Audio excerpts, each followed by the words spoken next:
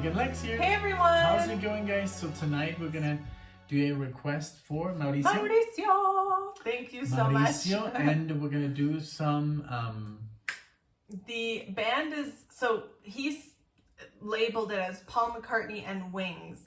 So I guess Wings is a band that he was involved in because on Spotify it just appears as Wings.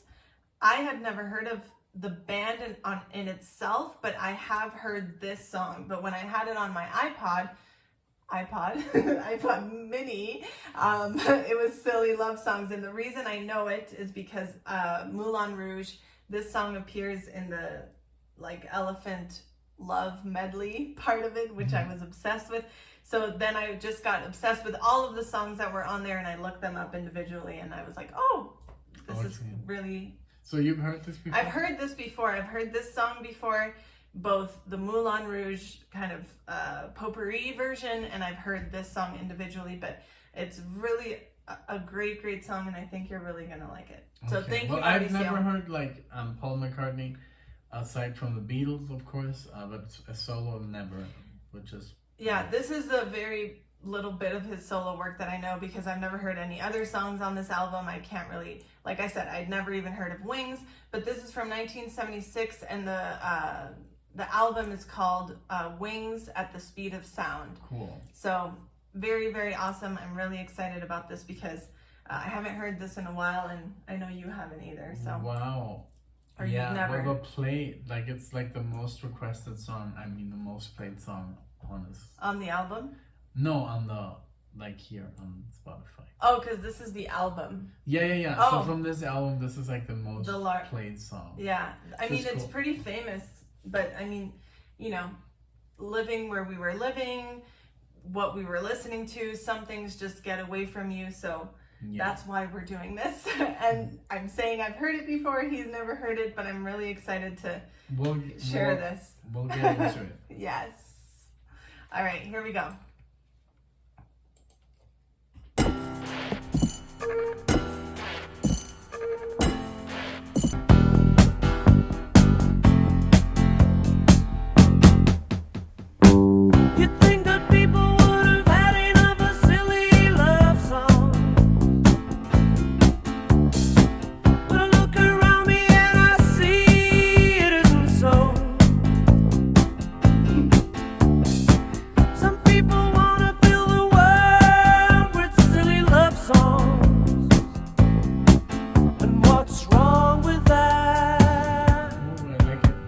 I'd like to know, 'cause here I go again.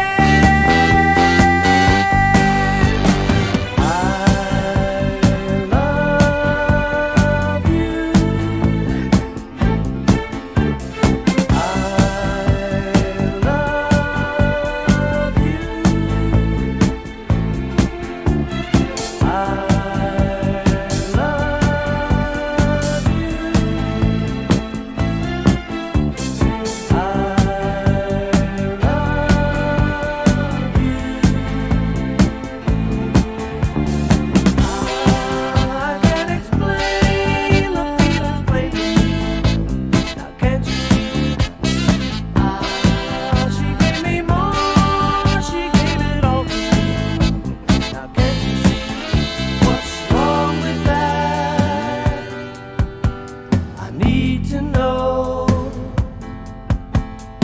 Here I go again.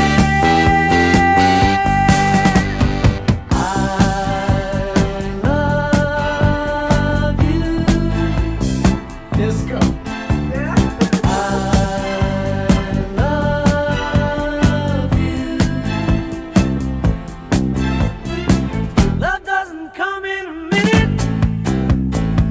Sometimes it doesn't come at all. I only know that when I'm in it, it isn't silly. Love isn't silly. Love isn't silly at all.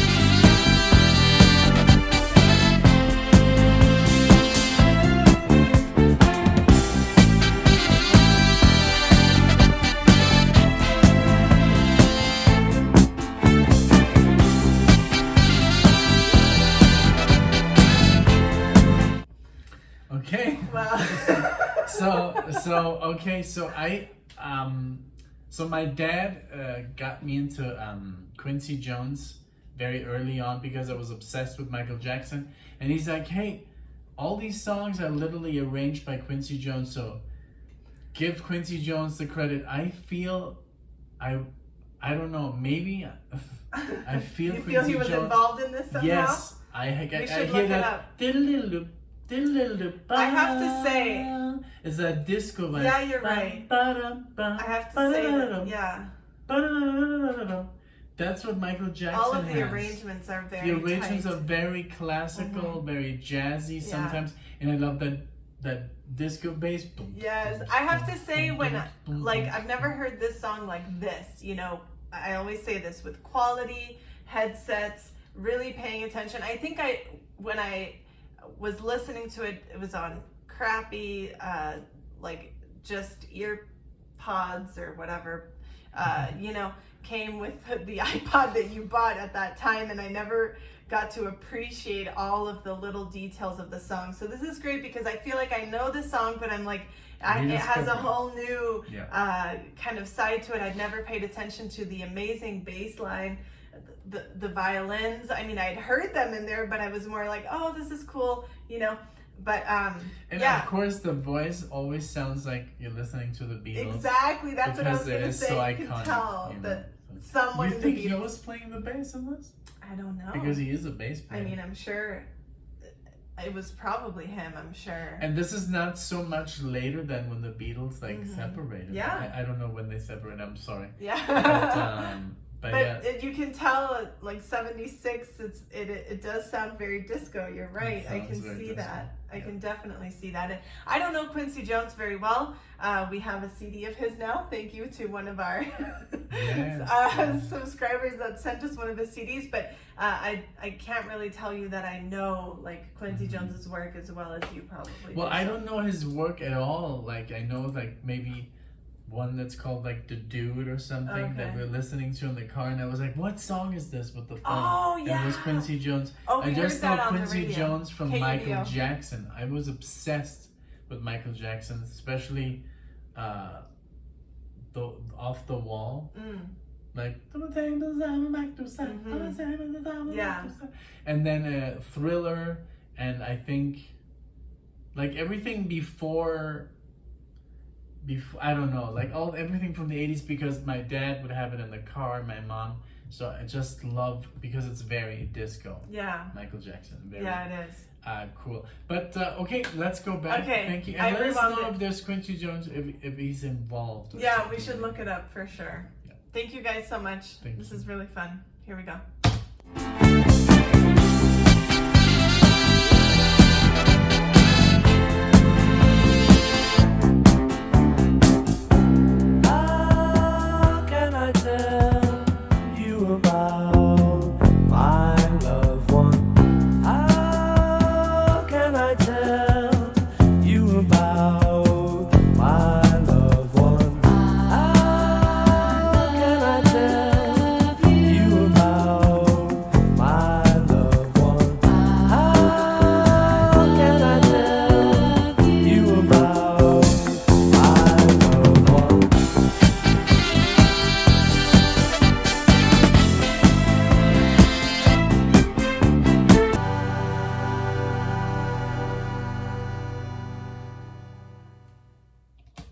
Nice. Great stuff. Oh!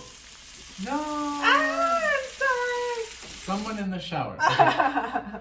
So Alexia just pulled up like the facts and stuff, and then I love it because I guess, yes, they would criticize him a lot that he would like all the cheesy songs and all the love songs, and he's like, well, what's wrong with that? Yeah, exactly. I mean, that. it's never... And it says songwriters Paul and Linda McCartney. Oh. So I'm sure... But the arrangement. Who did the arrangement? Oh, yeah.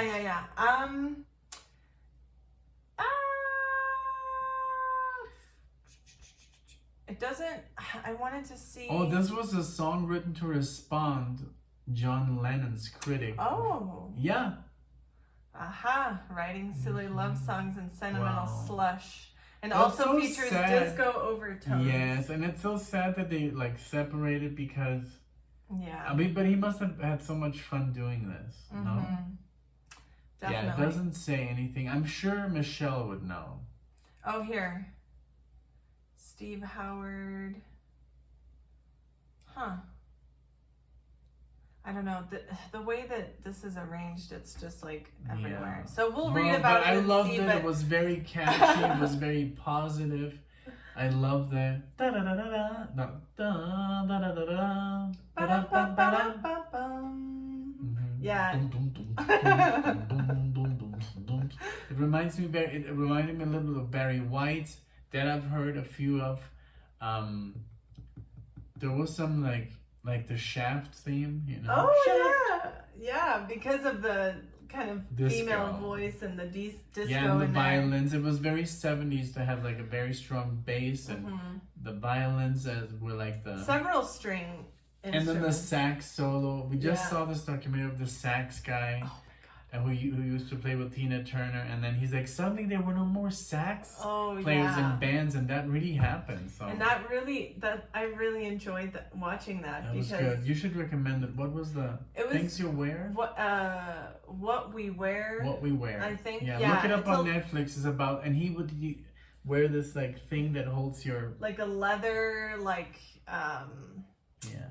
I don't even know what they called it. I We don't know. watched that There's a while something for back. fetish, like leather stuff. Yeah. And so he would used to wear it when he would play, and they call him the sexy sax guy. Yeah. And he still And he does was it. He in has that like chains movie. and he was in Lost Boys. Yeah, exactly. So maybe if you know that For guy, like a let few us seconds, know. yeah. But anyway, Mauricio, thank you so much. This was really special It was because really I fun. really got to kind of It was a really fun song. appreciate this song in all of its glory instead of just like some teenager, which is what I was when I was listening to this, and I was like, oh, this is cool. But you know, I never really got further into whatever it was. I really just discovered it because of my love for Moulin Rouge. So thank you so much. This was really, really enjoyable. It was really very different than what we've been listening to, you know? Totally. So thank you for giving us that kind of like diversity in it. So we hope to see everyone in the next video. Thank you so Bye. much. Take care. Bye.